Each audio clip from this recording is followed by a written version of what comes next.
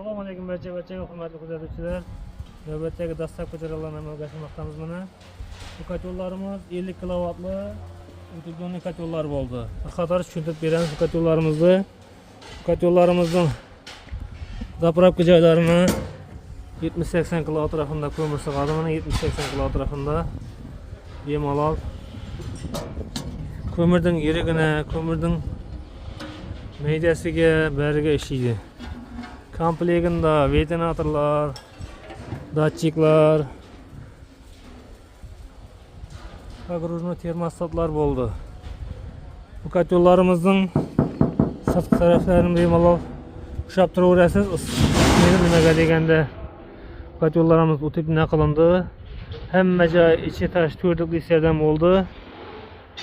Orqasida tozalash joylari, podacha obratkalar.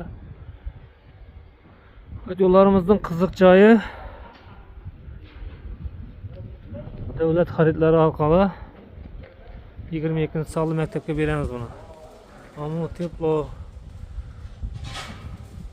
brendi ostida Ammo Metal Kopka Art masliyat cheklangan jamiyati qattiq yonilg'i isitish qozoni O'zbekistonda ishlab chiqarilgan yorliq ostida kotyollarimiz chiqmoqda.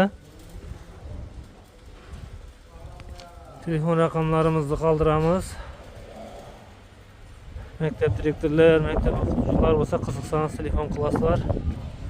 22-maktabda tanishib bo'lsa so'rasangiz bo'ladi effektlarni. Şimdi kotyollar, temir ishlar, darvozalar shunga qiziq bo'lsa bizni kuzatishda davom eting. Videolarni manfaatli bo'lgan bo'lsa birdan like'larni bosib qo'ying.